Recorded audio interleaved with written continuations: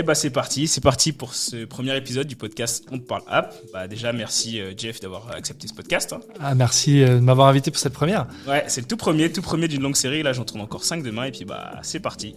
Donc principe du podcast, on te parle app. Le but c'est de parler un peu app mobile et puis discuter un peu avec des personnes de ce milieu. Donc développeurs, créateurs d'app, créateurs de SaaS ou d'outils liés aux apps et puis voilà un peu plein de choses dans ce délire là. Donc voilà, il y aura des débats, il y aura des invités, il y aura beaucoup de discussions et ça va être vraiment détente, un petit Super. petite discussion. Donc voilà. Et bah petit classique avant de commencer, bah très simple. Hein. Qui est Jeff Grand? Alors, je suis déjà un développeur iOS de la première heure. Ouais. Je suis ingénieur de formation. J'étais dans les 500 premiers développeurs dans le monde sur iPhone. Ok. Je faisais partie du bêta programme. En quelle année ça? C'était en 2008. En 2008, et je crois que j'ai recherché il y a pas longtemps le mail. Je crois que j'ai fait l'application en mars et j'ai eu l'autorisation de rentrer dans le programme de bêta en mai. Ok. Ouais. Donc c'est assez marrant et d'ailleurs on retrouve pas mal de choses qui sont passées à l'époque. On les a retrouvées un peu dans la dynamique du Vision Pro et du programme de bêta du Vision Pro, etc. Ouais. C'était assez cool. Okay. Et du coup, voilà, j'ai pas arrêté de faire des apps depuis. Notamment dans 2 sociétés, une société qui s'appelait Octo pour laquelle j'ai monté l'équipe mobile. Je suis resté un peu plus de 3 ans et après j'ai monté mon agence que j'ai gardée pendant 9 ans qui s'appelait AppAZ pour lequel on a travaillé on était les premiers développeurs chez Virtuo, premiers développeurs chez Swile, bien avant que ça s'appelle Swile le Launcher d'ailleurs. Et Swile le truc de ticket resto là? Ouais, le truc de ticket resto et avant ça s'appelait Launcher et le nom de code c'était The Menu. On était aussi chez Virtuo, c'est la location de voiture. On a fait après pas mal d'apps. On était une petite agence, on était 5. On a eu 6 ou 7 apps de l'année, dont une app de l'année monde, c'était pour The Explorers, meilleure app télé en 2019. Ok. C'était un peu mon Oscar et du coup après ça je me suis dit c'est bon, je peux tourner la page du développement, faire autre chose ou de l'agence faire autre chose. J'avais vraiment atteint mon max.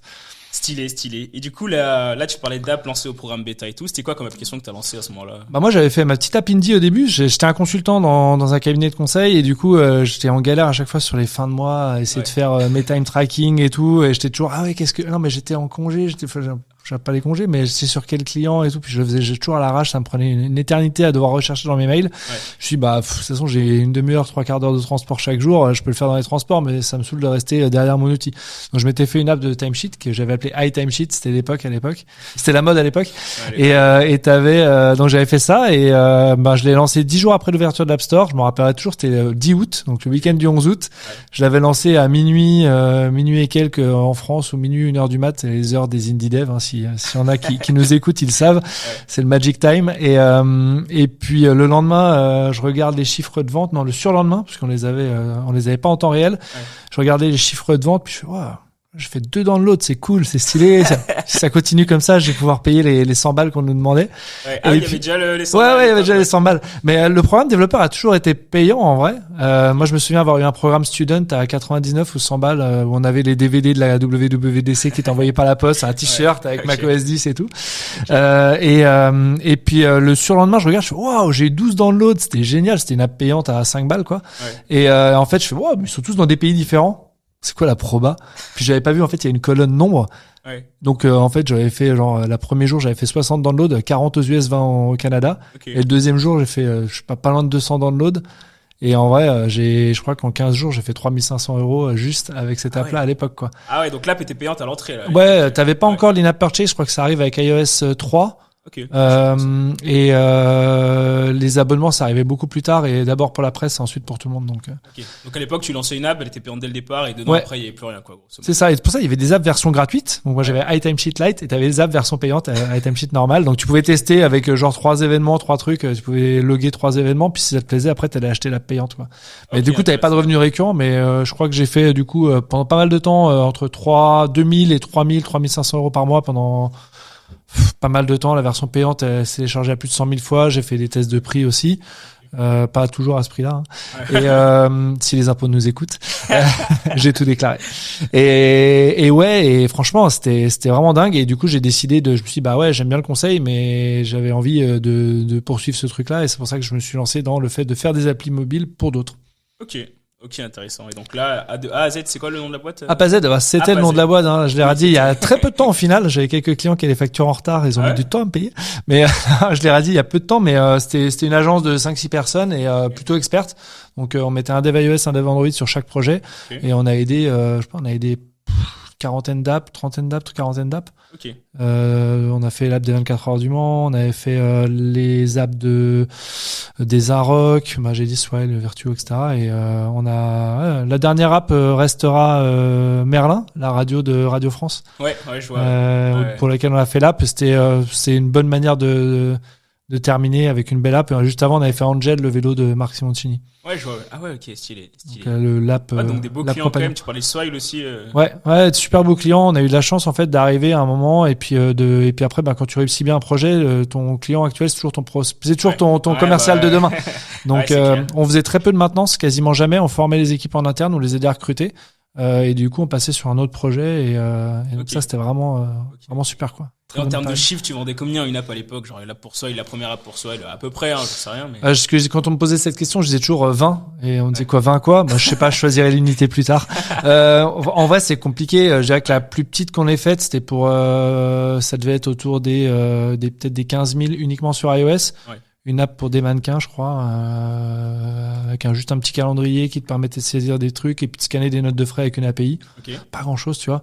Et les plus grosses, ça se chiffrait entre 100 et 200 000, quoi. Ok. Après, on n'a pas toujours tout fait. On avait aussi du panachage. Tu vois, Swile, il continue à développer aujourd'hui. Nous, on y est plus depuis longtemps. Ils nous ont rappelé pour refaire des fonctionnalités pour eux. Ah ouais. Ça arrive de temps en temps. C'était cool. C'est aussi un bon témoin que ton boulot, il est bon. Quand t'as tes clients qui te rappellent, c'est que t'as pas fait trop de la merde, surtout quand ça a été récupéré. Ouais. Parce que là, ils ont gardé la base que vous avez fait à l'époque, Swile. Ouais, alors à l'époque, Swile, au tout début, c'était tu commandes chez un resto. Ouais. Et puis t'arrives, c'est déjà prêt, t'as déjà payé. Okay. Donc tu poses les pieds sous la table et tu t'en vas. Donc tu oublies le temps de choisir, le temps d'attente, le temps que le plat il arrive et le temps qu'on te fasse la facture et qu'on t'apporte le café quoi. Okay. Et ça c'était le concept de base et en fait ça a pivoté et le jour où ça a pivoté, moi, je me rappelle on était avant un rendez-vous chez Apple avec Loïc Souberan, le patron de Swile. Ouais. Et il me fait je pense à un truc là, on est trop en galère pour facturer pour le midi, en fait, les gens, ils ont des tickets restaurants. Alors lui, je pense qu'il est peut-être moins sensible à ce sujet-là parce que il était patron avant, donc t'as pas de tickets restaurants. Et il me dit s'intégrer avec tickets restaurants et tout, ça va être galère parce que ils prennent déjà 3%, donc prendre en plus de ça, c'est beaucoup. Et il fait on va les faire nous-mêmes. Et il me dit ça, mais 5 minutes avant qu'on rentre dans le call, dans la meeting avec Apple pour présenter une app B2C, tu vois. Ouais. Et là, je fais dans ma tête, c'est le truc qui tournait. Je me dis, c'est un truc de dingue ce projet.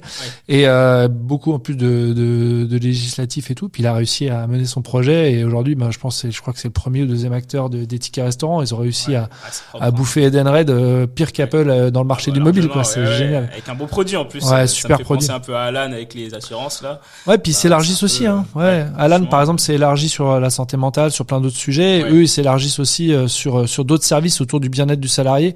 Et non, c'est vraiment cool. Je pense que ça fait partie effectivement comme Alan des avantages que tu regardes avant de rentrer dans une boîte, même si certains vont te dire ticket restaurant et mutuel, on s'en tape. Ouais. En vrai, c'est vrai que quand t'as des bons trucs, c'est plutôt sympa. Ouais, c'est cool et puis avec un beau produit donc. Ok, stylé. Et une bonne équipe. Stylé. Ok, Swile, je savais pas que c'était parti de là.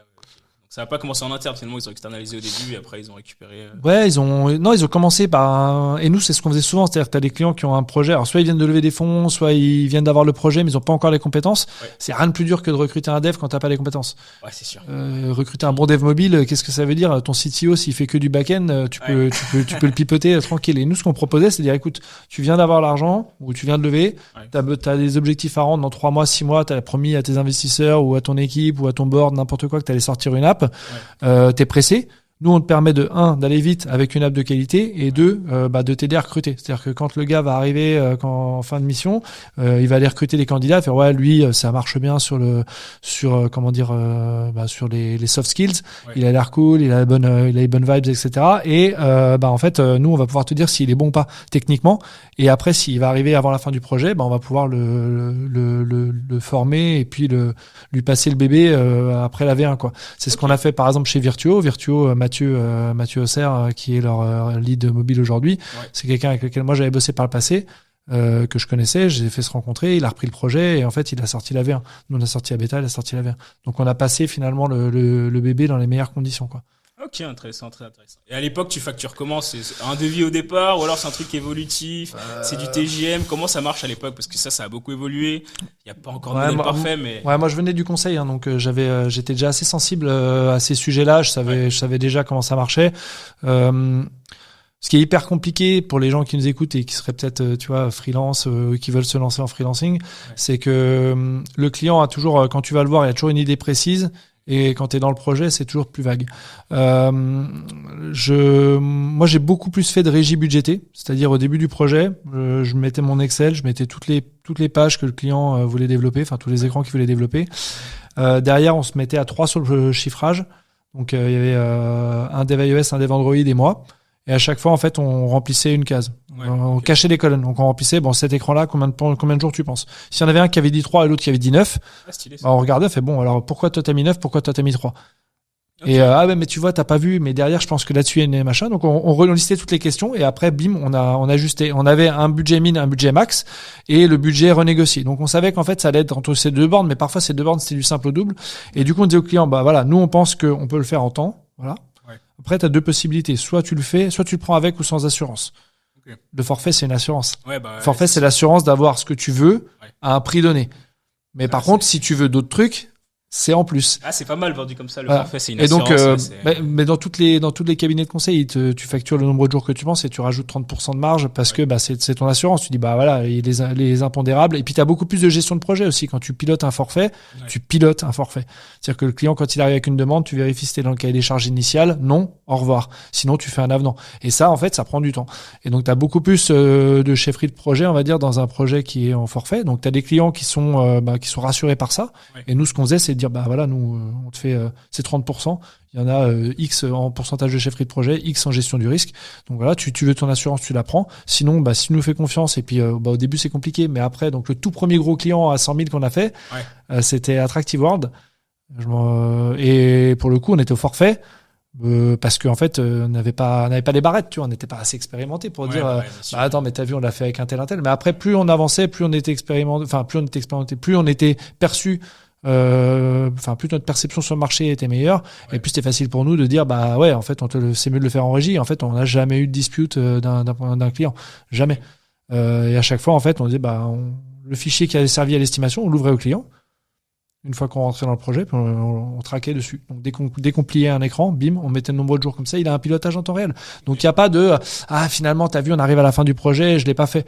Donc et on mettait tu vois les tâches de base avec setup de l'intégration continue du projet, de Xcode, de setup de de la distribution, de tes tests, de tout ce que tu veux, donc tous les trucs un peu d'infrastructure. Et après, avant de faire tous les écrans, par exemple de ton API, setup de l'API, etc. Et donc c'est comme ça qu'on arrivait du coup à avoir une bonne fluidité dans l'exécution aussi, parce que après ton client il peut voir en temps réel, il se connecte à Google Sheet, il voit, fait c'est bon, on est dans les budgets. Tu lui envoies la facture, tu lui envoies le récap. C'est la transparence qui fait peur, c'est le fait de pas avoir de transparence. Ok. Et on a parlé pas mal de dev là. Sur le design, vous bossiez comment du coup? C'était en interne? Vous aviez des maquettes qui étaient fournies? Comment ça marchait à ce niveau-là? Ou alors il n'y avait pas de maquette, peut-être à l'époque. Si, je suis pas si vieux que ça, merci. Il n'y avait pas d'ordinateur. Il y a encore des packs aujourd'hui qui dev sans maquette, donc. Alors moi je me rappelle tout au début de l'iPhone, on utilisait que les composants natifs de l'OS. Okay. Et en fait tu pouvais, on avait même tous les composants natifs de l'OS découpés, et puis on les mettait sur un écran et on les découpait en papier ciseaux, quoi. En 2009, on avait fait ça. Okay.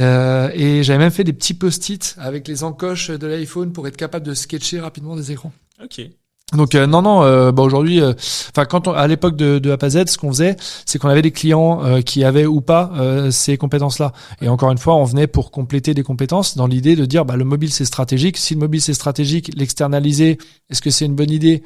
Je sais pas, mais a priori non. Nous, on est là pour te filer le coup de main, pour te permettre de monter en compétences hyper vite et après te permettre de continuer par toi-même. Donc, si tu as des designers en interne qui ont cette velléité ou qui ont déjà ces compétences, on va les utiliser. Si tu les as pas, en fait, on bossait avec des agences comme Alasta, par exemple, avec qui on a fait beaucoup de projets, dont les abonnés du PSG, Eatwiz, The Explorers, et avec lesquels on a eu quelques apps de l'année ensemble.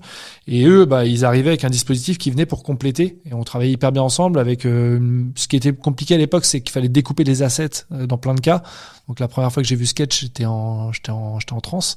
Et c'est vrai qu'aujourd'hui, c'est quand même beaucoup plus facile. Tu as plein d'outils qui sont d'ailleurs entre le designer et le développeur qui te permettent de développer des design systems et de les intégrer beaucoup plus facilement. Ok, très très clair. Donc au début tu bosses, après 2008 Apple arrive avec le premier iPhone, tu vas les premières apps iOS, etc. Tu crées ta boîte donc App à Z, tu fais tout ça et derrière qu'est-ce qui se passe 2019, il se passe 2019. 2019, c'est une année avec on la commence avec les Arocs. Les Arocs, donc le titre, le magazine. Et pour les Arocs, en fait, l'app elle est pliée en février, quoi. Février, et elle était vraiment magnifique avec une éditorialisation, une capacité d'avoir plein de templates différents. Donc plutôt que d'avoir une liste de contenu infinie, on avait, quand c'était un contenu qui parlait de musique, une pochette d'album, t'es capable de faire un read sur Spotify, Apple Music, etc. Prête en février, elle sort pas. Et puis en fait, release date annoncée qui était pour Rock en scène, qui est le festival du groupe dans lequel les Arocs fait partie. Les hors-séries qui sortent pendant l'été sont déjà imprimés. La 4e de couvre qui promeut l'application toujours pas sur les stores, tu vois. Toujours pas prête. Donc on sait que là, tu vois, ça c'est une vraie deadline. Et puis en fait, ce qui se passe, c'est qu'on on arrive. Et puis alors, pourquoi est-ce que ça sort pas tout de suite? Parce que le développeur back-end se retrouve à devoir implémenter la logique d'in-app purchase sur Apple et Google. Et qu'en gros, il galère parce que tu as des cas d'entrée, des cas de sortie qui sont... les cas d'entrée sur Apple, il démarre une intro, il convertit en payant, il démarre avec un code promo. Donc, tu as plein de cas d'entrée, tu as plein de cas de sortie, les S2S en plus, donc les notifications en temps réel pour te dire l'utilisateur s'est désabonné. Elles sont... Il y en a un certain nombre où parfois tu es obligé de revoir la clé à l'intérieur de l'événement pour pouvoir comprendre ce qui se passe et pouvoir débloquer. Et le risque, il est énorme parce que si jamais tu fais mal le job, il y a des mecs qui vont rester à la porte alors qu'ils sont payés. Et si tu le fais mal, ou alors, il y en a qui devraient être dehors et qui sont encore à l'intérieur en train de siroter des bières. Donc c'est compliqué, quoi. Et on a vachement galéré là-dessus. Enfin, il a vachement galéré là-dessus et c'est à juste titre, c'est hyper compliqué pour quelqu'un en plus qui l'a jamais fait. Alors nous, côté front, on l'avait déjà fait 6 ou 7 fois. Et donc, mais on avait les tests on avait les tests, des scénarios de tests qu'on avait envie de réaliser. En plus de ça, il n'y avait pas d'environnement de test à l'époque qui permettait de le faire facilement. Et donc voilà, 2019, on commence l'année avec ça. L'application elle sort, on se fait rejeter 3 semaines de suite, je crois une dizaine de rejets par Apple parce que ça ne marche pas, ça débloque pas les droits immédiatement, parce que le paywall il est pas conforme, parce que il faut que vous puissiez faire des achats sans forcer l'utilisateur à se loguer. Enfin, plein de règles comme ça. Et moi, j'étais en vacances. Donc je me retrouve avec 3 semaines, pendant 3 semaines, tu regardes, t'as le client qui t'appelle, ça marche pas, on a l'événement, en plus j'avais des tickets, j'étais invité en carré VIP pour l'événement, donc je me voyais mal me pointer. L'app est pas publiée, ça le fait pas, quoi. Et donc finalement on a réussi on a été approuvé 2 jours avant la publication du hors-série. Donc là tu transpires, hein. Moi j'étais dans les montagnes, j'étais dans le massif des écrans, en plus je captais quasiment rien. Donc tu vois vraiment le cas horrible, quoi, pour une fois que je prenais 3 semaines de vacances. Et donc bien plombé, et je reviens de mes vacances du coup, et mon nouveau client qui était The Explorers me dit ouais Jeff, on aimerait beaucoup mettre de l'abonnement dans l'appli. Et là je fais non, c'est pas possible. Et puis je me dis c'est reparti, galère, et je me dis bon là c'est pas possible, quoi. C'est-à-dire que la première fois que j'avais fait de l'in-app purchase c'était pour Eurosport en 2014. Je l'avais fait pour mes apps perso avant, mais l'abonnement c'était pour Eurosport en 2014, et là on est en 2019, 5 ans après, c'est toujours pourri, quoi. J'ai l'impression que c'était toujours les mêmes galères. J'ai l'impression que c'était comme pour les imprimantes, quoi. C'est-à-dire, t'as toujours du bourrage papier, t'as jamais d'encre, il te manque du bleu, tu peux pas faire du noir. Enfin, tu comprends pas, quoi. Et je me dis, bon, là, ça devient énorme. Tous nos clients nous le demandent. Il y a vraiment la place pour faire quelque chose. Et en fait, en y réfléchissant, je me suis dit, il n'y a pas uniquement de la place pour faire quelque chose d'un point de vue technique, pour faire la tuyauterie, pour te connecter sur les stores, mais surtout, et là c'est plus quand j'avais bossé pour Molotov que c'est revenu, c'est qu'en fait le marketing derrière, et les équipes marketing, ils ont besoin de travailler sur le produit, sur les offres commerciales, sur le pricing, sur qu'est-ce qu'ils mettent pas, sur les offres de rétention, c'est-à-dire un mec qui se barre, reviens, je te fais 30% de réduc, ou alors de conversion pour dire, attends, t'as Black Friday, une offre pour Noël, pour ton anniversaire, ce que tu veux. Et chez Molotov, je me rappelle, dès qu'il y avait des offres possibles avec OCS, par exemple, qui te dit, bah, tiens, vous avez le droit de faire 15 jours gratuits parce qu'on est en pré Walking Dead ou Game of Thrones, bah, ils étaient jamais capables de le faire sur mobile parce que, bah, c'était trop galère d'aligner tous les devices. Et ils le faisaient uniquement sur le web où ils avaient une toute petite partie, finalement, de leurs abonnés. Ok. Ouais, parce qu'il faut remettre à jour, ça demande du dev, enfin, voilà, c'est... Ouais, et puis en fait les logiques même sont pas les mêmes selon les stores. Et puis bah après faut refaire du dev. Un paywall c'est 2 semaines de boulot. C'est l'écran que t'as pas envie de chier. Hein. Si tu plantes ton paywall, tu plantes ta conversion. C'est ceinture et bretelle quoi. Tu peux pas faire du quick and dirty sur un paywall. Hein. C'est pas possible. C'est pas le genre d'endroit où t'as envie. Et nous en fait on s'est dit bah voilà il faut qu'on arrive à offrir aux marketeurs la possibilité d'avoir toute liberté là-dessus et que en fait pour les développeurs ce soit comme intégré en quelques lignes et après tu t'en passes. Et donc le market en fait c'est au moment où le développeur publie et il est rincé, il a fait le minimum, tu sais, genre ouais ça marche, tu peux prendre un abonnement, c'est bon. Mais le marketeur il dit ouais mais moi j'ai envie de jouer sur ma période d'essai, j'ai envie de jouer sur les prix, j'ai envie de jouer sur la durée, j'ai envie de faire des offres temporaires, j'ai envie de faire des offres de rétention et en fait ils se retrouvent démunis et les devs en fait ils en ont tellement sué avant qu'ils disent bah t'oublies en fait. Bah, tu m'oublies là-dessus, ça va prendre 3 mois. Ils mettent toujours 2-3 mois en plus parce que bah ils chat et chaud des crins comme on dit. Donc le gars il a pas envie de se retrouver à encore être en retard sur un truc et qu'on dit t'es jamais à l'heure. Donc du coup ils prennent de la marge et comme ça prend dans les roadmaps c'est 2 mois, on dit bah non mec 2 mois c'est mort, c'est pas prio quoi. Et le marketeur à côté de ça se retrouve avec une brique qui permet de faire du paiement mais qui permet pas de faire de la growth. Okay. Et c'est comme ça qu'est née l'idée de Purchasely et je me suis entouré avec j'en ai discuté avec mes 2 associés donc il y a Nicolas Tissier qui a bossé longtemps chez Canal sur ce qui est devenu MyCanal qui a bossé aussi chez M6 et qui était chez Stouty et il est venu avec son VP Engineering qui est notre CTO Romain Salès et qui avait eu la même expérimentation qui est un premier dev chez Shopmium qui est resté jusqu'à la revente et qui lui en fait s'est retrouvé avec la même problématique d'intégration de l'in-app purchase pour Stouty. Okay, et c'est comme ça qu'on est parti. Vous êtes combien d'associés du coup, No Purchasely ? On est 3. Okay. On est 3. Ok, très bien. Ok, très intéressant. Donc finalement simplifier les in-app purchase pour les développeurs et pour les teams de marketing. Ouais, notre persona principale, ça reste le market. Les développeurs, on y vient notamment parce qu'on a une offre maintenant commerciale qui va sortir sur plus ciblée sur les indie devs. Mais à la base, c'était vraiment être capable de pas uniquement faire la tuyauterie, si tu veux, mais vraiment de faire des expérimentations. C'est un peu la différence que tu peux avoir entre un Stripe et un Shopify. Ouais. Stripe, ça te permet de faire le paiement, c'est un outil pour les devs. T'as des dashboards éventuels, mais Shopify, c'est ce qui permet vraiment de faire du business. Et Shopify maintenant intègre Shopify Pay d'ailleurs, donc du coup, nous on a verticalisé tout. Ok, très intéressant. Et écoute, on va revenir tout à l'heure sur Purchasely plus en détail. Je te poserai pas mal de questions un peu sur le sujet parce que ça m'intéresse beaucoup. D'ailleurs, on utilise aussi ce genre d'outils chez nous, donc j'ai plein de questions là-dessus. Avant ça, on va faire un focus un peu plus app mobile et puis on reviendra après sur Purchasely. Donc on a un petit concept là qu'on va tester et qu'on va faire à chaque fois pour les autres podcasts. Ça va être très simple. En gros, je vais donner plusieurs phrases et puis tu vas me dire à chaque fois si tu penses que c'est une ignoble opinion, un ignoble opinion ou un bonne opinion. Donc voilà, il y aura 4-5 phrases comme ça et à chaque fois tu me diras si tu penses que c'est bon ou si c'est ignoble et puis on détaillera un peu à chaque fois pour chaque phrase pourquoi c'est bon ou pourquoi c'est ignoble. Allons-y. C'est parti pour la première phrase. Alors, il est extrêmement difficile de faire de l'argent avec une application mobile. Bon ou ignoble ? Bignoble. Non, j'aurais dit les deux, vraiment. J'aurais dit les deux. Ouais. C'est-à-dire que je dirais plutôt bon. Pourquoi ? Parce que si on revient, tu vois, dans ce que moi, comment j'ai commencé, j'étais tout seul, j'étais dev tout seul, j'ai fait une app dans mon coin, quasiment pas de design et j'en ai tiré un salaire. Ouais. Aujourd'hui, je pense que c'est quand même plus compliqué d'arriver à surfacer sur le store et de faire 3 000, 4 000 euros de revenus que ça l'était à l'époque. Ouais.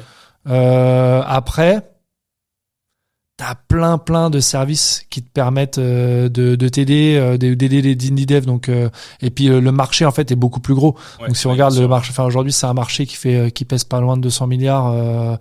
Les in-app purchase dans le store, mais bon, c'est beaucoup concentré sur des gros éditeurs, mais ça demande beaucoup plus de compétences, je pense. Là où aujourd'hui, tu fais une app, si t'es juste développeur, si t'as pas un peu d'appétence de design, tu fais une app avec juste les composants de base de l'OS, ça va pas marcher, alors qu'à l'époque, ça suffisait. Ouais, c'est marrant, c'est sûr. Ouais, et puis il y a un chiffre, je sais plus combien d'apps qui sont mis sur les stores, mais que personne télécharge. J'ai plus le chiffre en tête, mais c'est assez. Ouais, c'est quoi ça? Même les apps qui arrivent jamais dans le top 200, 300, il y en a plein. Ouais, c'est vrai. La plupart, alors que les tops sont localisés, donc par pays. Mais, ouais, c'est vrai. Ok, intéressant. Donc ça demande vachement plus de compétences. Faut avoir du compétence en design, t'en parlais tout à l'heure. Faut avoir des bonnes compétences de dev. Et puis après, faut surtout des bonnes compétences de marketing. Et c'est pas uniquement le marketing mobile. Il y a encore 5 ans, on pouvait parler de marketing mobile. Mais aujourd'hui, le marketing mobile, c'est ultra spécialisé entre le marketing d'acquisition, de conversion, le marketing d'usage, de rétention, hein, dans ton application. Ça devient un vrai, c'est des vraies entreprises, quoi, aujourd'hui, les boîtes mobiles. On le voit avec des mecs comme Photoroom, c'est des vraies boîtes, quoi. Ouais, c'est plus complet, ouais, c'est sûr. Ouais, c'est sûr et certain. Ok, donc Bignoble pour celle-là, très bien. Ouais. Ok, deuxième question. La période pionnière des apps mobiles est passée. Donc la période un peu folle des apps mobiles. Ah ouais, la période pionnière, la ruée vers l'or, ouais, elle est passée depuis longtemps. Ouais, c'est une bonne opinion. Ouais. Bonne opinion, ouais. Okay, elle est passée depuis très longtemps. Aujourd'hui, le taux d'équipement, il est au max. Plus personne, quand tu te lances sur un service, plus personne n'oublie de faire une app mobile. Moi, j'ai connu l'époque où il fallait convaincre pourquoi il fallait faire une app mobile. Ouais. Aujourd'hui, il faut plus convaincre pourquoi il faut faire un site web presque. Il y a quand même plein d'apps qui sont mobile first avant de voir mobile only. Donc, pionnier aujourd'hui, il n'y a plus besoin de prendre son bâton de pèlerin. T'es plus tout seul dans le désert avec une pioche et une pelle. C'est des usines et c'est industrialisé aujourd'hui. Ouais, non, c'est clair. D'ailleurs, à l'époque, quand tu as lancé les premières apps, tu parlais de quelqu'un qui est rentier maintenant aujourd'hui. Est-ce que tu as d'autres histoires comme ça dans l'idée de ceux qui ont commencé en même temps, le même moi dans ma promo, il y a un gars on s'est retrouvé dans la même boîte. Moi, j'ai fait des apps sérieuses de timesheet, lui il a fait c'est Damien, s'il m'écoute. Lui, il a fait des apps genre boîte à paix, lampe torche. Il en faisait une par week-end. C'était le deuxième éditeur de l'App Store, je crois. Aujourd'hui, il bosse plus. Hein. Bon, voilà. Mais donc c'est des trajectoires différentes, mais il y en a eu différentes, mais il y en a eu pas mal de personnes qui ont même profité avant ça du jailbreak et tout. Mais c'est dans tous les business qui arrivent, t'as toujours des personnes qui, à condition qu'il y ait un gros taux d'équipement quand même. Je suis par exemple sur Vision Pro, je suis un peu plus dubitatif sur le fait qu'il y ait une ruée vers l'or comme ça. Mais dans tout business, genre le business des clopinettes et tout, mais même pas que sur la tech, tu vois. T'as toujours des gens qui sont malins, qui arrivent plus vite et plus fort et qui arrivent à en profiter d'un essor ponctuel, quoi. Ouais, c'est clair. Ouais. Et les apps qui ont été créées à l'époque, là, j'ai pas trop regardé, elles existent plus du tout là où. Ah, il y en a quelques-unes. Il y avait Things, une app de to-do list qui était dans les toutes premières de l'App Store. Il y a eu des premiers jeux, genre Crash Bandicoot, auxquels j'ai rejoué aussi récemment. Mais après, il y en a beaucoup. Notamment Apple, à un moment, je crois que c'était avec la sortie d'iOS 8 ou quelque chose comme ça. Ils ont viré du store, ils ont viré plein d'apps qui n'avaient pas été mis à jour sur les dernières architectures. Donc il y a eu un gros coup de ménage dans les apps de l'App Store à ce moment-là. C'est là qu'iTimesheet est sorti du store, hein, ma première application, parce que je l'avais pas mis à jour depuis iOS 4, quoi. Ok, intéressant, ouais. Et justement, en parlant un peu de cette époque-là, il y a un outil qui m'énerve un peu, c'est l'App Store Connect. Commenter par rapport à ça, j'ai l'impression qu'ils l'ont pas touché depuis que ça existe. Comment c'était au tout début de l'App Store Connect et comment ça a évolué? Ça c'est pépite, ça. App Store Connect, à la base, c'était iTunes Connect. Ok. iTunes Connect. Pourquoi? Parce que ce qu'il faut voir, c'est que Apple, ils sortent l'iPhone, mais à la base, ils ont pas envie, ils ont l'App Store, c'était pas dans le plan initial, quoi. Sauf que t'as le jailbreak qui arrive à côté. Les gens, ils se disent, je peux avoir, non seulement tu peux le déloquer, parce qu'à la base, il était uniquement chez Orange en France. Non seulement tu peux le débloquer pour aller chez d'autres opérateurs, mais en plus de ça, t'as des services que t'as pas sur le vrai iPhone. C'est-à-dire qu'ils ont des gens qui ont réussi à faire mieux qu'Apple avec son propre device, avec des apps à côté que tu pouvais télécharger. Donc très vite, ils ont répondu, genre quelques mois après, c'était à la Macworld en janvier 2008. Donc, c'est-à-dire, c'est moins de 6 mois après l'ouverture, après les débuts des ventes d'iPhone. Ils arrivent avec l'App Store. Ils disent, voilà ce qu'on va faire. C'est même pas la Macworld, c'est une petite conférence d'ailleurs, je crois. Non, c'est une petite conférence dans une petite salle à Cupertino. Et ils annoncent l'App Store. Ils annoncent, on va sortir un kit de développement, je pense, pour stopper aussi la ruée vers le jailbreak. Moi, j'avais commencé à jouer avec. Et donc, je pense que, sur cette partie-là, en fait, ils se sont inspirés de quelque chose qu'ils avaient. C'était iTunes. iTunes, c'était un magasin. C'était pas l'application, c'était le titre. Et pour la petite histoire, je te parlais tout à l'heure de quand je téléchargeais mon premier rapport de vente. Et en fait, le premier rapport de vente que je télécharge sur App Store Connect, donc le 12 août 2008. Donc, l'App Store, il est sorti le 31 juillet. Je télécharge mon rapport de vente et en fait, dans les colonnes de ton fichier CSV, parce qu'à l'époque, t'avais pas de dashboard et tout, t'avais un fichier CSV. Ils ont évolué quand même, Ouais, ils ont évolué un petit peu, Faut voir ce que c'était au début. T'avais artiste, album, chanson. Ok. Et donc c'était vraiment. C'est en gros ils ont pris iTunes et puis ils l'ont, et donc artiste, moi c'était mon nom de société, c'est mon nom à moi. Album c'était le nom de l'application et song c'était vite, quoi. Okay. Et c'était les rapports d'iTunes, donc clairement et d'ailleurs à l'époque tu téléchargeais l'App Store était dans iTunes. Ok. Et Ouais, donc, donc je suis un peu maison. Ils ont quand même bien évolué depuis. Ouais, ils ont vachement bien évolué. Il y a un truc qui est très peu connu que les gens regardent pas beaucoup, mais c'est les API App Store Connect. Nous, on les utilise beaucoup chez Purchasely parce qu'évidemment, on a envie de récupérer les produits, on a envie de vérifier les prix, on a envie, voilà. Donc, et les API d'App Store Connect, il y a une V2 qui est sortie l'été dernier et tu peux quasiment tout faire ce que tu peux faire en console aujourd'hui. Tu peux quasiment tout faire en ligne de commande. Donc, si tu as besoin d'automatiser la création de plans de produits, tu vois, il y a des apps dans le dating, elles ont 300 groupes d'abonnements. Ouais, ça doit être à gérer, du coup. T'as des milliers de produits, hein, donc plus de 1000 produits. Donc eux, ils peuvent le faire via API. Et tu vois, quelque chose comme Fastlane aujourd'hui où c'était que du scrapping et de l'injection, etc. Aujourd'hui, ils ont toutes les API pour le faire sur App Store Connect. Ok, donc ils ont bien. C'est vraiment l'interface du coup qui est encore un peu. Ouais, après on aime bien être mauvais aussi, et puis c'est vrai qu'elle peut être un peu lente, mais au final le service il tourne ultra bien. Hein. C'est-à-dire que je pense alors nous Purchasely on est là depuis 5 ans presque. 4 ans et demi. Je crois qu'il y a eu un seul outage d'Apple qui a duré 45 minutes en 5 ans. Et ils prennent des milliards de transactions par an. Ouais. Facile. Donc le chiffre d'affaires c'est 200 milliards, 150 ou 120 doivent être de l'App Store. Donc c'est quand même bien. C'est énorme quoi. Pas trop mal. En marketplace quasiment zéro downtime avec tu vois du service partout dans le monde. Ouais, non, c'est vrai que c'est costaud. Je suis mauvaise langue. Tu es ignoble. Je suis ignoble, exactement. Ok, troisième affirmation ou troisième opinion. Toute start-up ambitieuse doit lever de l'argent. Bon ou ignoble? Waouh, cette question-là, la géométrie variable, il y a 3 ans, oui. Aujourd'hui, oui aussi, je dirais quand même. Si t'es vraiment ambitieux, la croissance organique avec le fait de stacker de utiliser les bénéfices d'une année pour la réinvestir sur l'autre, c'est quasiment, c'est une croissance qui est forcément lente, à moins d'avoir d'avoir craqué un truc et économiquement d'arriver à distribuer hyper vite. Mais le fait c'est un cycle qui est vachement long. C'est-à-dire tu récupères peut-être en 10 ans ce que tu peux avoir en 1. Donc, si jamais c'est innovant, en fait, tu resteras pas innovant très longtemps. Il y a d'autres mecs qui vont avoir la même idée que toi. Si eux, ils sont financés, toi, tu vas rester sur le bord de la route. Nous, au début, on avait commencé en mode on va y aller tranquille, on va se faire ça nous-mêmes. Et puis, en fait, on a levé des fonds parce qu'on a vu aussi qu'il y avait d'autres compétiteurs qui allaient arriver.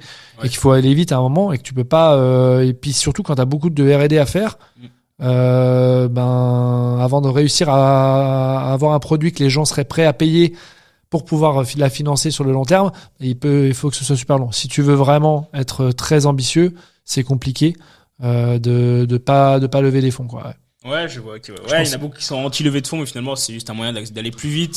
Ça veut pas dire qu'on va cracher la vente. Après, tu vois, quand tu discutes avec les gens qui sont anti-levée de fonds, c'est aussi les gens qui se disent, ils ont levé de fonds, mais ils ont pas de business model. Aujourd'hui, toutes les boîtes qui ont pas vraiment de vrai business model, c'est compliqué. Moi, par exemple, je me demande comment une boîte aujourd'hui peut faire de l'IA sans avoir levé des fonds. Ça coûte tellement cher d'entraîner des modèles. Tu peux pas le faire sur un fonds propre. Et tant que t'as pas les modèles, personne paiera. L'IA aujourd'hui, pourquoi ça marche avec des levées de fonds? Ça peut pas marcher autrement. Donc, et après, par contre, ce qui a vachement changé, c'est que tu pouvais arriver pendant longtemps sans te poser la question du business model et continuer à faire des levées juste sur d'autres indicateurs. Aujourd'hui, c'est plus du tout le cas. Donc, la levée de fonds, en fait, c'est un moyen pour accélérer ton business, pour atteindre l'étape d'après en termes de monétisation et te dire aujourd'hui, je fais 1 million, demain, je vais faire 10. Mais au moment où tu auras épuisé l'argent de la levée de fonds, faut que tu sois au 10, sinon tu feras pas la suivante. Et ensuite, faut que tu sois rentable, ce qui n'était pas forcément le cas avant. Et aujourd'hui, ça a vachement changé sur cette partie-là. Donc, faut aussi pas jeter le bébé avec l'eau du bain. On a besoin du venture capital pour certains types de sociétés, et on en a besoin aussi pour pouvoir faire émerger des champions chez nous, ou alors pour pas se faire bouffer par des compétiteurs qui eux auront accès à du capital. Ok, très intéressant. Ok, très très intéressant. Ok, donc Startup Ambitious doit lever de l'argent, donc c'était bonne opinion. J'ai pas d'ignoble, faut que j'en trouve une. Ah bon, après c'est pas obligatoire, faut très bien comme ça, très bien comme ça. Et dernière petite opinion, les achats uniques sur une application, c'est inutile. C'est une ignoble opinion, ça, pour le coup. Et je le dis pas parce que je suis obligé de le dire pour en avoir au moins une. Non, les achats uniques, en fait, c'est ignoble. Pourquoi? Les achats uniques, c'est hyper utile. Pourquoi? Parce qu'aujourd'hui, plus de 50% des revenus faits sur l'App Store sont faits par des jeux. Et c'est que des achats uniques. Voilà. Exactement. Donc ça, c'est la réponse facile. Après, la réponse plus complexe, elle est que la vérité, elle est dans un mix aujourd'hui. Les abonnements, ça a vachement bien marché pendant le Covid, etc. Il peut y avoir à un moment une subscription fatigue, ou alors, t'as besoin d'augmenter tes revenus par utilisateur. Ouais. Donc l'upsell d'un abonnement mensuel vers un autre abonnement, c'est compliqué. Et souvent, ce qui se passe, c'est que pour un abonné, tu vas lui vendre des cartouches en plus, des petits achats in-app. Donc typiquement dans le dating, t'es abonné, t'as le droit à 10 likes. Sur des 10 super likes, enfin je sais pas comment ça s'appelle selon les applis. Si tu en veux 10 de plus, faut payer. Et ça te permet en fait d'augmenter un peu la valeur mensuelle de chacun de tes utilisateurs. Donc non, les achats à l'acte, c'est hyper intéressant. Ok, ouais, très intéressant, ouais. Ouais, parce qu'on va beaucoup parler d'abonnements, aller faire que des abonnements, etc. Mais c'est vrai que les jeux, typiquement, c'est que de l'achat unique, quoi. Ouais, c'est que de l'achat unique. Très bien, donc, ouais, effectivement. En fait, la récurrence d'achat, dans le jeu, c'est le jeu lui-même qui l'a créé, cette récurrence-là, alors que dans l'abonnement, c'est le système d'abonnement qui le fait. Ouais. Mais la logique reste la même, c'est-à-dire d'arriver à développer des revenus récurrents, sauf que le jeu a une addiction, qui est particulière et qui fait que l'utilisateur t'arrive à le faire revenir, à le faire dépenser petit à petit. Sauf que c'est 1% de ces utilisateurs, même pas, qui payent pour les 99%, ce qu'ils appellent les baleines, alors que dans l'abonnement, t'es plutôt sur des 4, 5, 8% pour les meilleurs, quoi. Ouais, carrément. T'en penses quoi d'ailleurs des personnes qui oublient de s'abonner sur les stores? Ça a toujours existé. Qui oublient de se désabonner, tu veux dire? De se désabonner, pardon. Ouais. C'est quasiment plus possible aujourd'hui. Ah ouais? Ouais, parce que quand tu supprimes l'app, par exemple, il va te dire attention, t'as un abonnement. Ouais. Apple te rappelle à chaque fois qu'il y a une facture. Et sur les abonnements annuels, t'es même prévenu avant. Ouais. Donc voilà. Après, j'ai vu qu'il y avait Revolut aussi, par exemple, qui te permet de te prévenir quand t'as des échéances qui arrivent sur tes abonnements. Donc non, je pense que ça doit être de moins en moins le cas. Et d'ailleurs, c'est quelque chose sur lequel Apple pousse pour pas que les consommateurs soient déçus. Moi, je pense que c'est penses qu'il pousse ça, ouais, parce que j'ai l'impression quand même. C'est sûr qu'il pousse. Ouais. Parce que j'ai l'impression quand même qu'il y a quand même un truc un peu dans le déni où on se dit il y a les emails et tout, etc. Mais en fait, tu vois, passer la notif 3,99, tu dis, tu sais plus ce que c'est, tu te rappelles plus, et du coup, ça traîne quand même. Et j'ai quand même l'impression qu'il y a encore des gens qui oublient ça, quoi. Ouais. Alors, c'est possible qu'il y ait des gens qui oublient, il y a toujours des gens qui oublient, même des choses très importantes. Donc, évidemment, sur des choses un peu plus futiles que 3,99, tu peux l'oublier. Après, tu vois, aujourd'hui, on est dans un monde, il y a le DMA qui vient d'arriver, donc le DMA, c'est une loi européenne qui oblige Apple à s'ouvrir à d'autres. On en parle tout à l'heure. Mais du coup, aujourd'hui, quand tu regardes ce que fait Apple, avant même d'avoir été contraint, c'est un super élève. Même sur la RGPD, c'est un super élève. Il demandait avant la localisation, il demandait avant l'accès au contact, etc. Donc, une application pouvait pas accéder à tout ce qu'il y a sur le mobile sans le consentement de l'utilisateur. Ouais, c'est vrai, C'était les premiers à faire ça bien avant la RGPD. Pareil pour le tracking avec ATT. App Tracking Transparency, ils l'ont fait bien avant d'y être obligé, ou qu'il y ait une législation même européenne, parce qu'on sait qu'en Europe on est fort sur ces législations-là, on protège beaucoup les consommateurs, mais eux encore plus. Et ça, en fait, aujourd'hui l'App Store, l'objectif d'Apple, c'est de créer un endroit dans lequel c'est safe pour acheter et dans lequel le consommateur s'y retrouve. Pourquoi? Parce que eux, ils touchent une partie de tes ventes, mais bon, voilà, c'est pas vraiment ça qui les fait vivre. Ce qui les fait vivre, c'est le fait d'avoir un iPhone, et quand t'achètes un iPhone, t'achètes un écosystème qui est secure et qui est à l'image du téléphone. Et ça, eux, ils veulent protéger cette image-là. Donc, ils t'obligent à mettre le prix dans les paywalls qui soit le prix complet et pas et c'est gratuit pendant 3 jours et tu vois pas le prix. Ils sont hyper relous là-dessus. C'est ce qui justifie aussi une grosse partie de notre solution, parce que nous, on te permet d'avoir des paywalls qui sont compliant, qui respectent toutes les règles, on vérifie les guidelines. Ils vont quand tu disputes un remboursement, tu dis j'ai besoin d'être remboursé parce que j'ai pas fait cet achat-là, ou c'est mon fils, etc. C'est eux qui l'intermédiaire et souvent ils remboursent. Ils remboursent souvent, quasiment tout le temps. Donc j'ai hâte de voir quand ce sera épique et que tu les appelleras, mon fils a acheté pour 10 000 balles et qu'ils vont te dire oui, pas de problème, on te rembourse, l'argent est déjà dans ma poche, mais on te rembourse, on verra ce que ça donne. Et en vrai, protège les consommateurs. Donc je trouve que, et pour le coup, rien de les obliger à dire que quand tu supprimes une app, on te prévient que tu as un abonnement, ils l'ont fait. Et tu peux désabonner un clic.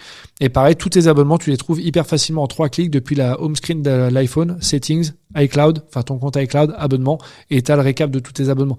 Il y a, franchement, sur la transparence, ils font vraiment plus que ce qui serait nécessaire. Ouais, on s'en rend pas assez compte, mais c'est vrai que, on est critique, c'est normal. Ouais, il faut. Même sur les notifs, c'est vrai qu'ils avaient aussi l'autorisation avant, Android, ça arrivait plus tard, enfin, il y a plein de trucs comme ça, effectivement. Ouais, Android, t'acceptais tout, ou t'acceptais rien, enfin, Et même d'un point de vue code, c'était plus compliqué en fait d'arriver à dire tiens, je vais me passer de cette autorisation là, alors que nous en fait, c'est par by design. By design, t'es obligé de demander l'autorisation et t'as un if et un else, quoi, tu vois. T'es obligé de dire Non, c'est clair, carrément. Ok, bon bah voilà un peu pour ce petit focus app mobile et puis le petit quiz. Donc voilà, nickel, merci pour ton retour là. Là, on va repasser un peu sur Purchasely. Ouais. L'idée un peu, c'est de commencer avec deux trois questions un peu sur les datas que vous en avez ressorties, et puis après, parler un peu plus en détail de Purchasely, combien vous êtes, comment vous êtes par rapport aux concurrents, Revenu 4, etc. Et puis voilà, plein de choses comme ça. Le produit a été lancé pendant le Covid, si je dis pas de bêtises aussi. Ouais, c'est ça. On a commencé à faire le proto en 2019 et le premier client en prod en avril 2020. Ok. Donc, plein Covid. Plein Covid, ouais. Ok. Bon, j'ai des questions là-dessus, ouais, c'est intéressant. Avant de commencer sur Purchasely en détail, c'est quoi les plus grosses apps qui utilisent un peu votre produit actuellement, ou les plus gros clients? Ouais. Quelques gros clients. Hein. Quelques gros on a pas mal de très gros clients. Après, je sais pas s'ils sont tous connus ici. La plupart de nos clients sont en dehors de France. Notre premier pays, c'est les États-Unis. Après, on a Angleterre, etc. Donc, la France, c'est le 3e ou 4e pays. Ça dépend si on compte l'Allemagne ou si on compte Allemagne, Autriche et Suisse. Mais voilà. Donc, on a notre plus gros client en France, c'est probablement Le Monde. Ouais. Et ADN, Animé Digital Network, et Ornicar fait partie de nos plus gros clients. Les trois là, c'est plus gros clients, je pense. Et après, on a Wattpad, qui est une app d'édition de livres qui est américaine, qui est énorme. On a Muslim Pro, qui est une app qui accompagne les personnes de confession musulmane dans le suivi de leur religion, et puis d'ailleurs qui est maintenant, je crois, une chaîne de VOD qui est énorme. Alors eux, c'est des milliards de requêtes par mois. Ah ouais. Impressionnant. Okay. C'est un énorme client. On a TomTom, l'application de navigation. Ouais, on a pas mal de très gros clients comme ça. Et puis après, on a tout un tas de clients qui sont avec quelques milliers ou dizaines de milliers d'abonnés, quoi. Ouais. Ok. Vous êtes combien juste sur Purchasely? Vous êtes combien? On est 16. 16, ok. Et on embauche en ce moment sur des profils growth marketer. Okay. Je profite, je fais un peu de pub. Ah bien sûr, carrément. Growth marketer, on cherche un expert iOS et un interne ou alternance sur le marketing aussi. Eh ben allez, il faut foncer directement chez Purchasely sur Paris du coup. Hein. Pas forcément, sauf pour l'interne, parce que il faut quand même le former. Mais pas forcément, ouais. Et après, on fait beaucoup, tout notre business, et on est vraiment tourné, pas sur la France, sur l'international, donc des profils qui sont à minima, qui parlent à minima très bien anglais. Ouais. Sauf pour le dev iOS. Oui, on pourra avoir un peu franchouillard, y a pas de problème. Ok, très bien. La question, hein, qu'est-ce que vous avez de plus par rapport aux concurrents? Nous, on n'a pas encore chez Purchasely, là, on va le mettre dans la prochaine app qui arrive là. Yes. Donc on va le mettre en place là. Qu'est-ce qu'il y a de plus par rapport à un Revenu 4 ou par rapport à un comme concurrent? Ouais, je l'ai expliqué un petit peu tout à l'heure, mais en fait, nous, on est arrivé plutôt sur une approche marketeur qu'une approche développeur. Alors qu'on était tous ingénieurs et développeurs. Donc d'ailleurs, on a fait un SDK qui était genre de SDK qu'on avait envie d'intégrer. Hein, donc moins de 2 mégas, hyper simple à intégrer. Une politique de log qui soit aux petits oignons. Mais ouais, on avait d'abord, on a identifié qu'il y avait beaucoup plus de pain point côté marketeur. Après, on voit aussi que les enjeux, c'est pas d'arriver à créer une tuyauterie et d'être une interface à un meilleur store kit, par exemple, hein, la techno d'Apple. L'objectif, c'était vraiment d'arriver à débloquer des revenus. Et débloquer des revenus, c'est pas juste faire en sorte que la transaction elle passe. Donc quand tu prends un outil qui te permet d'aller plus vite, de te connecter au store, c'est bien. Mais qu'est-ce qui justifie que 4 ans après, tu payes encore pour ce truc-là? Tu vois, c'est un facilitateur, mais en fait, à quel moment ça devient plus intéressant finalement de le refaire toi-même? Donc ça, c'était un peu. Et nous, en fait, ce qu'on a vu, c'est que par contre, les opportunités business et la croissance, c'était infini côté marketing. Après, d'un point de vue typiquement stratégique, quand tu vois ce que paye un développeur aujourd'hui pour un outil comme GitHub, c'est 10 € par personne. Versus un marketeur qui peut mettre 200 000 € dans un outil comme Braze ou 100 000 € dans un outil comme Braze, c'est pas non plus le même genre d'outil, ni le même genre de dépenses, ni le même genre de business, quoi. Donc nous, on était d'abord partis parce qu'on a vu que le potentiel business, c'est-à-dire le potentiel de ce qu'on pouvait changer pour des gens était plus important sur le market, mais on a quand même fait la couche du bas. Donc la couche que fait un Revenu 4. Et en fait, ça se justifie à fond quand Apple a sorti StoreKit 1, c'était il y a iOS 3, je crois. Et ils ont rajouté les abonnements au-dessus de StoreKit 1, un modèle qui était fait que pour des achats uniques. Donc c'était hyper complexe de s'intégrer, mais aujourd'hui, s'il n'y a rien qui justifie ça, StoreKit 2, c'est aussi simple à intégrer qu'un Revenu 4, par exemple, en mode indie. T'as les mêmes dashboards, donc au final, si t'es un indie dev, que t'es que sur iOS, pourquoi tu prendrais Revenu 4 avec StoreKit 2, je sais pas. Voilà. Après, donc nous, ce qu'on propose, c'est de créer des funnels de conversion, donc tes paywall, mais aussi l'écran d'avant. Si tu ouvres TomTom Navigation, TomTom Go aujourd'hui, tout leur onboarding, il est fait avec nous. Okay. Donc ils ont tous les écrans. Est-ce que tu conduis un camion ou une voiture? Est-ce que tu conduis souvent ou occasionnellement, etc. Et en fait, ils ont fait tout un onboarding qu'ils ont testé avec plein de paywall, de stratégies de pricing différents. Et ils ont augmenté de 85% leur MRR en un an. Avec 90 expérimentations. Et nous, c'est ça qu'on permet de faire. C'était quand ça? C'était, on vient de sortir un case study sur Purchasely. Ouais, je crois que c'était mars 2023 à mars 2024. Ah ouais, 85%, donc c'est tout frais. Ouais, 85% de MRR, sachant qu'ils ont un nombre de downloads qui est stable, parce que tu vois, ils sont challengés par Waze et Google Maps qui sont gratos, et Apple Maps qui sont gratos, et eux ils ont une offre payante, et donc ils ont pas en nombre de downloads ils sont stables, mais en conversion ils ont vachement augmenté. 90 expérimentations. Et ils n'ont pas 90 personnes. Et c'est ce qu'on propose en fait. C'est-à-dire qu'on propose un outil qui te permet certes de prendre la transaction, mais surtout qui va te permettre de monétiser. Comment? En faisant des tests de conversion avec 2 ou 3 différents paywalls ou 4 différents paywalls. Un long paywall, un paywall avec la période d'essai aujourd'hui dans 7 jours, nanana. Ouais, on les a tous. On a une galerie de 70 paywalls différents. J'étais dessus ce matin, je regardais un peu la galerie justement. Ouais, t'as vu, il y en a plein. Poussé, et puis on peut les custom en plus derrière. Tu peux tout custom, tu peux mettre des animes lotis, des vidéos, des gifs, enfin ce que tu veux. Et donc là, tu peux changer un petit peu la cosmétique pour voir qu'est-ce qui change d'un point de vue cosmétique. Tu peux jouer sur le package composition, c'est-à-dire je t'offre ça, ou alors je t'offre tel truc en plus, ou alors changer l'ordre pour essayer de voir qu'est-ce qui est le plus important pour l'utilisateur. Mais surtout, tu vas pouvoir faire de l'A/B test donc sur ça, mais de l'A/B test sur les prix, des A/B tests sur les périodes d'intro, qui sont des vraies questions. C'est-à-dire, est-ce que je price au bon prix? Est-ce que je dois mettre une période de 3 jours, de 7 jours, d'un mois? Une période d'essai de 3 jours, 7 jours, un mois, tu sais jamais y répondre à ça. Et avec Purchasely, en fait, on apporte les réponses, on te permet de tester.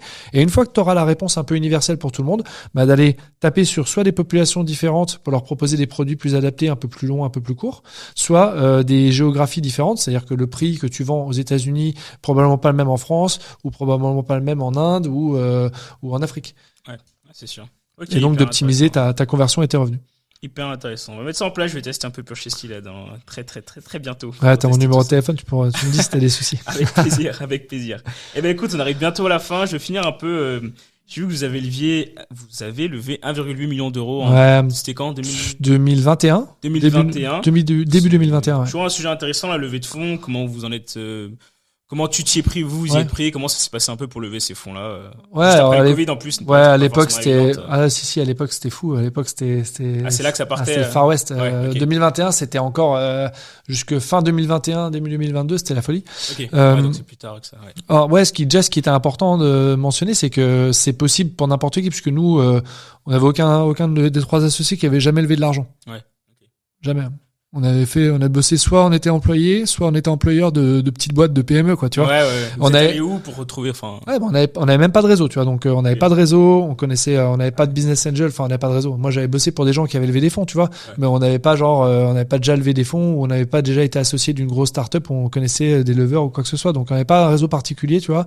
Et en fait, ce qui s'est passé, c'est que, je me rappellerai toujours déjà la décision. Quand est-ce que tu décides de lever des fonds? Ouais. Et nous, on a vu que ça allait être un bloqueur pour certains clients qui allaient nous dire, les gars, on voit que c'est sympa, c'est votre projet et tout, mais si vous galérez encore pendant 6 mois, vous allez jeter l'éponge à un moment. Ouais. Alors que si tu lèves des fonds, t'as quand même, déjà t'as de l'argent, donc t'es un peu plus, tu peux être un peu plus patient, mais t'as des gens qui sont derrière et qui vont un peu te challenger pour dire, mec, faut avancer, etc. Donc voilà, on était dans le bureau du Monde à l'époque et ils disaient, ça nous rassurait si vous leviez des fonds. Tu vois. C'est quand même, là, on s'est dit, on va pas passer à côté de business parce qu'on refuse de prendre de l'argent ou d'aller en chercher. Et puis, à l'époque, il y avait quand même, c'était vachement dynamique le marché. Et il se trouve que on a parlé à Kima assez tôt. Ouais. Et Kima, c'est le fonds de Xavier Niel. Ouais, ils investissent beaucoup et dans beaucoup de boîtes. On a eu un très bon contact avec la personne, avec Alexis de chez Kima. Ouais. Et ils nous ont, ils ont très vite dit qu'ils étaient partants.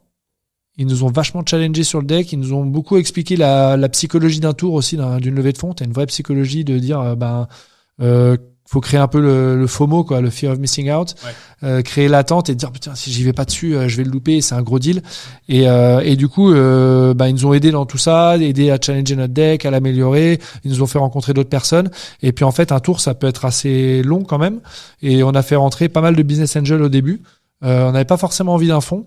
Et on a trouvé un super fonds qui est Stride, qui nous a vachement aidé, qui nous a d'ailleurs aidé tout au long pendant bien plus loin que cette levée de fonds initiale avec Time and Resources, on va dire. Okay. Et donc on est parti là-dessus et ça s'est fait en fait faut savoir, surtout si pour ceux qui voudraient, pour ceux qui veulent s'y lancer, faut savoir décorréler. Ils sont tous très excités tout le temps. Ouais. C'est toujours super comme dossier. Il y a jamais un investisseur qui va te dire c'est pourri ton truc, parce qu'ils savent jamais aussi comment ça peut être derrière. Faut pas Donc, s'emballer, faut pas s'emballer. Et puis, faut pas non plus prendre les remarques négatives ou les questions comme quelque chose d'absolument rédhibitoire, mais comme en fait un chemin vers quelque chose que tu peux atteindre. C'est ouais, tu vois, arrête, ton churn il est trop haut, ou alors tu fais pas assez de revenus. Ok, qu'est-ce que ça veut dire? Et qu'est-ce qu'il faudrait que j'ai pour que tu sois convaincu. Alors des fois c'est pas compatible entre eux, mais t'as un gars qui va te dire pilule rouge et l'autre pilule bleue, tu vois. Mais en tout cas faut c'est un exercice dans lequel il faut être très flex, il faut être très à l'écoute et pas être trop dans la fierté de dire c'est mon bébé, c'est mon projet, etc. Parce qu'en vrai les gens ils t'apportent une connaissance que t'as pas et du capital que t'as pas. Donc et souvent ils ont de l'expérience de plein d'autres boîtes qui étaient comme toi et puis après prendre et s'associer, se mettre avec les partenaires avec lesquels tu te vois bosser demain. Donc les business angels, il y en a pas la moitié qui vont te servir vraiment. Tu les prends parce que tu te dis si jamais il m'arrive tel problème, je sais pas le gérer. En interne on n'a pas les compétences pour gérer ce type de problème là, donc on va avec un business angel être capable de monter en compétences. Ok, très intéressant, très bien, ouais. Ok. Et aujourd'hui vous en êtes où par rapport à cette levée de fonds? Vous allez relever, vous êtes rentable, comment ça se passe sur écoute, on devrait être rentable. J'adore les tables en bois, on n'a même pas besoin. Allez, on devrait être rentable à la fin du mois, d'ici un mois je pense à peu près. Okay, trop bien. On a une grosse activité commerciale là, donc si on close le pipe dans les standards de notre taux de closing, on sera rentable du coup dès que les gens commenceront à payer, mais d'ici un mois et demi. Okay, donc ça c'est très cool et du coup on va faire une série A, je pense cet été, enfin avant l'été ou après l'été, avec comme objectif d'aller un peu plus loin que ce qu'on fait actuellement sur les apps par abonnement. Et dans la lignée en fait d'aider les marketeurs à pouvoir faire des campagnes dans leurs apps sans devoir embêter les products et les techs qui ont autre chose à faire que de faire des écrans de paiement quoi. C'est clair, stylé. Ok, trop bien, pour bientôt alors, on a hâte de voir où ça en est. Trop bien. Et écoute, pour finir, je crois qu'on a fait le tour un peu de ce que j'avais en tête. Pour finir, peut-être une personne à conseiller pour la suite du podcast. On a déjà quelques invités là, mais peut-être une autre personne que tu as en tête. Alors moi, il y a une personne avec laquelle je parle beaucoup, très régulièrement, avec laquelle j'ai bossé chez Molotov, c'est Olivier Lemarié. Okay. C'est le CMO de Photoroom. Gros app, ils viennent d'ailleurs d'annoncer un nouveau tour de table. Okay. Gros app, c'est autour de l'AI et lui en termes de monétisation, il a tenté plein de choses avec ses équipes et puis il a bossé dans l'industrie du jeu, dans les médias avec Molotov et là aujourd'hui dans une startup qui est une des startups qui a le vent dans le dos chez nous et qui rayonne partout dans le monde et mec super sympa. Donc je te recommande Olivier. Trop bien Olivier, allez, ce sera le prochain à contacter, je vais contacter tout ça tranquillement. Écoute, parfait, merci beaucoup Jeff pour ce podcast, c'était super cool, super intéressant. C'est vrai que moi je suis assez jeune en plus, donc j'ai pas toute la partie 2008 où j'étais encore à l'école moi à l'époque, donc j'ai pas ce début d'iOS. Tu me fais mal. Donc voilà, donc c'est cool d'avoir les débuts, c'est vachement intéressant et puis pas mal de chiffres intéressants aussi, donc merci beaucoup. Et puis écoute, merci à toi et plein de succès pour ce nouveau podcast pour les ignobles et pour ton équipe. Merci beaucoup Jeff. Salut.